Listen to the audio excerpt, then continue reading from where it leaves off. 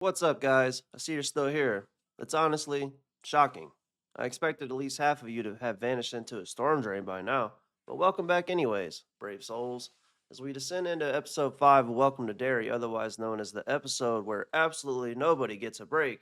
So grab your snacks, grab your emotional support flashlight, and let's dive into this fever dream of chaos, cosmic evil, and children making terrible choices. All right, let's kick things off with energy of someone who just realized their face is melting and their boss is watching. Hallorann is holding his face in pure agony, like someone whispered the entire plot of Derry into his ear at once. Meanwhile, Taniel spraying foam everywhere like an unhinged possessed garden fountain or cappuccino machine. Soldiers burst in with calm precision, scooping him up like, "Yep, this has happened here before. Let's go, boys." The major walks in like, "What in the Homeland Security fever dream did I just witness?" "All right, Major, looks like it's time to give you some answers."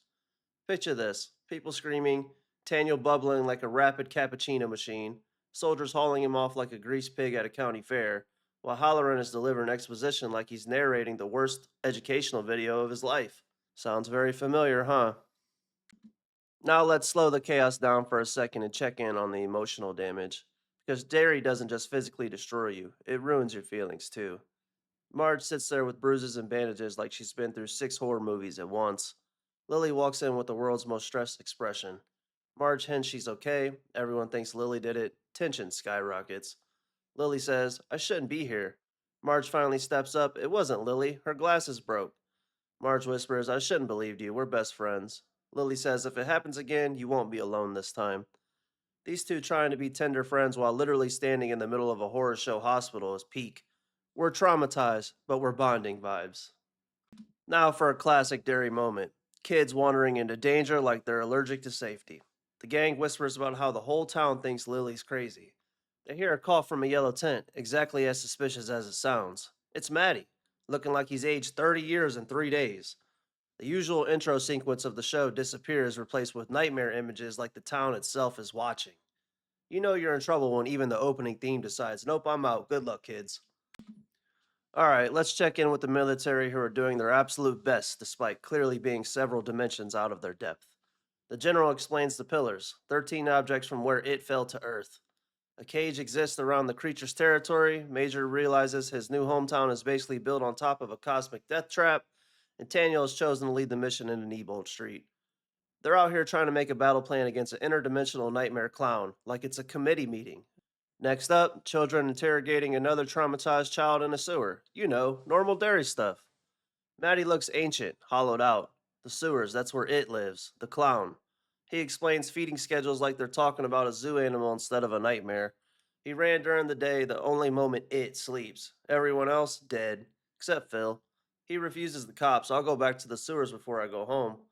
When a supernatural murder maze feels safer than your parents, yeah, that's dairy. Now let's pivot to the adults who actually know what's happening and still can't stop it. Scouts notice increased aggression in the town. Augury predicts 27 years of peace. Taniel is now in police custody. Imagine having ancient cosmic wisdom and still watching the town go to hell like you're stuck in a classroom group project. Ah, yes, politics and prisons, because this episode didn't have enough stress already. A man in red tries to kill a prisoner but fails. Rose storms in, throws a glowing celestial spear on the desk like it's a Pokemon she's sick of holding. Pack it up and run. Major unites Will with his family, and he's pissed off because he can't see his friends. Cosmic artifacts, criminals, military secrets. It's like 5 different shows arguing for screen time. All right, let's revisit the Kirsch household, where emotional instability is basically the family hobby. Lily tells the adults Maddie's story. Drunk Mr. Kirsch barges in screaming, "Where's my steak?" Hank has escaped prison. Only in Derry could "Where's my steak" be the least dangerous part of the scene. Now it's time for the kids to do something brilliant: take pills and head into a sewer full of nightmares. Lily arrives with Marge, gives an ultimatum. Pills are passed out for courage. Will arrives late. What did I miss? Everything. You missed everything. Now we dive into the sewers again because the episode really wants you to question ever using indoor plumbing ever again. Taniel leads the soldiers. Hallorann senses the creature. He says, "I'm feeling something."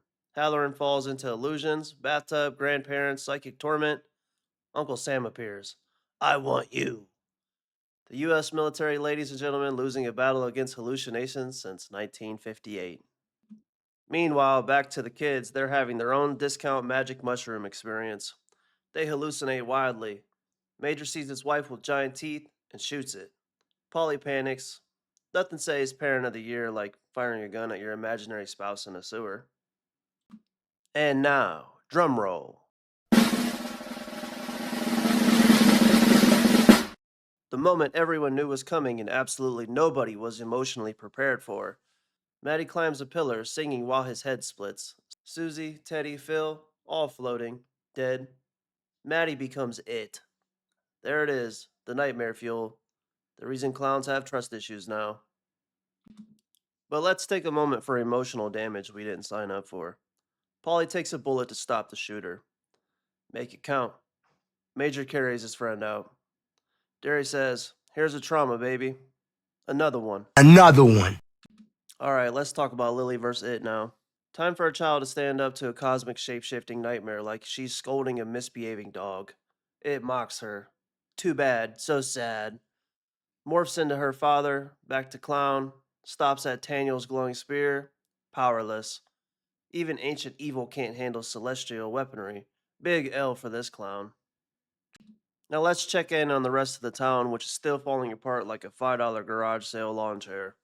Mrs. Kirsch drives Hank into the woods. She didn't know that he was in the back of the car. She got into her car, and there he was.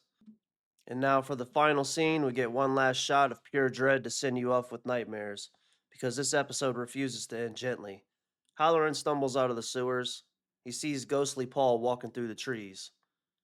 It cuts back to the vision that he was having. The open black box sits there.